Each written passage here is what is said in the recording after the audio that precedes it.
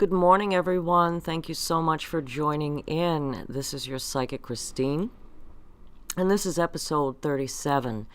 So, in this episode, we are going to talk about how to choose a psychic, or the psychic that is best for you. So, I have experience working as a psychic for over 30 years already, so go ahead and guess how old I am. So, of course, with all these years of experience, I've seen a lot of people that have seen psychics before with mixed reviews. And if we do Google searches and stuff like that, we get a lot of mixed reviews. So with the people that I've served doing readings for, that came in when of course, like I said, there were some that were very happy with their previous experiences, and then there were some that it wasn't a matter of accuracy. Actually, it was the majority of them. It wasn't a matter of accuracy in the reading. They felt that the psychic was, in fact, accurate, but kind of just gave them instruction on how to deal with certain things without going into the why.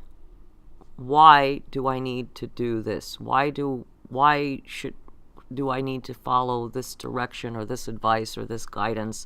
And it kind of left them feeling in the dark and searching for the next psychic to kind of fill in that void or gap. So, and a lot of the reason that is because of culture clash. Okay? Yeah, it's culture clash. There are many psychics, of course, from all over the world, or a first generation in this country. A lot are from Eastern European background, Asian background, South American background, and so on. The list just goes on. So, of course, their place of origin or their culture, that affects their approach on how they do their psychic thing and how they communicate with their clients. Of course, that's going to have an effect, and that's going to be brought into the whole experience. Now, me personally, if I were looking to see a psychic, I like the whole foreign feeling, the thick accent, and all of that. I think that really just adds to the experience, because when you think psychic, when you think fortune teller, you have this whole vision in your mind. And like I said, I think that's kind of cool, in fact, because this is a spiritually based experience. This is no substitute for therapy. Although people find that seeing psychics, calling psychics, and having psychic chats and whatnot, find the whole experience very therapeutic, and I believe that. I believe that entirely. There are a lot of people that speak to a psychic once a week, once a month, once every 6 months, or whatever. And actually, I have a lot of people that keep coming back as a result. So, to answer the question, how do you choose a psychic? Well, that depends on you. There are some psychics, of course, that are very articulate. And if you're looking for very detailed, articulate, and all of that, and knowing the why, then of course you have to try that psychic one time or twice and see how you feel about that person, and if there's good communication, like you both understand where each of you are coming from. And then there are those who want that blunt, direct, to the point, and let's just do this and move forward sort of approach to the situation. This is the situation, and do boom, boom, boom, and end of story, and then just go on. So, with that being said, like I said, it all depends on the person and what exactly they're looking for. Are you looking for a more a person that gives lots of detail? Are you looking for a person that is, like I said, very direct and to the point? Both are really good. And like I said, I thought it was pretty amazing that after 30 years of seeing seeing clients and doing psychic readings, I didn't find that the majority of them said that their readings were inaccurate. It wasn't that.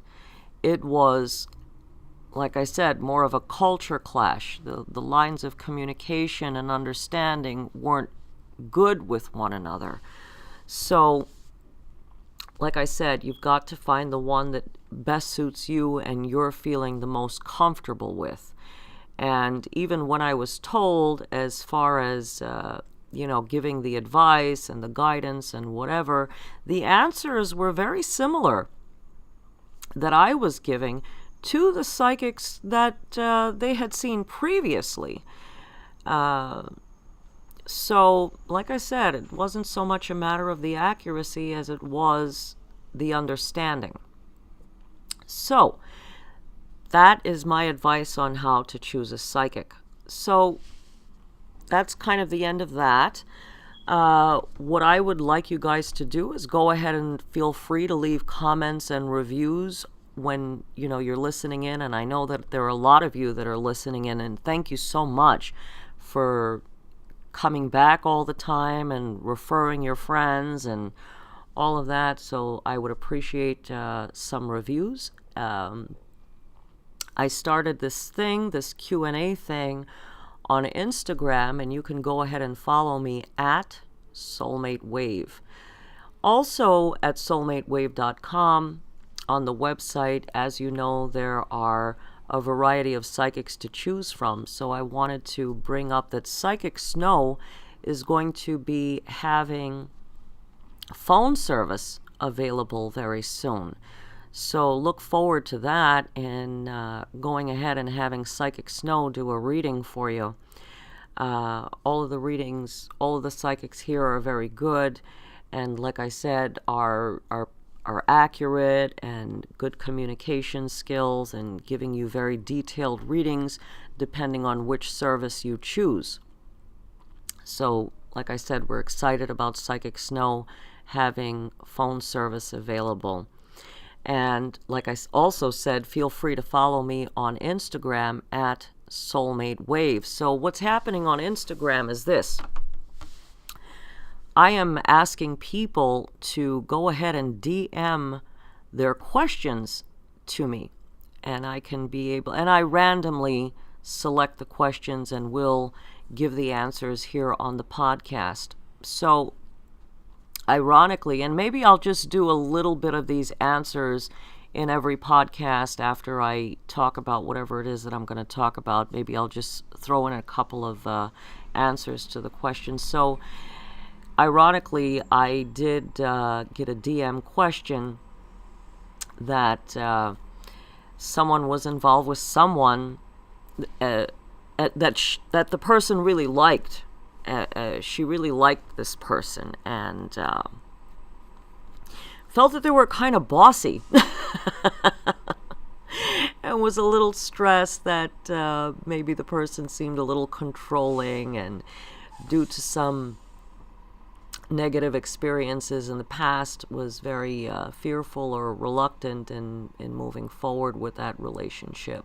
So I sense from that, and I asked the question, what country is this person from? And it was someone from a foreign country, different cultural background, which was very much a part of how that relationship proceeded. So again, that was someone who was having like this whole culture clash issue. So it doesn't only happen when you're seeing psychic. It happens very much in romance.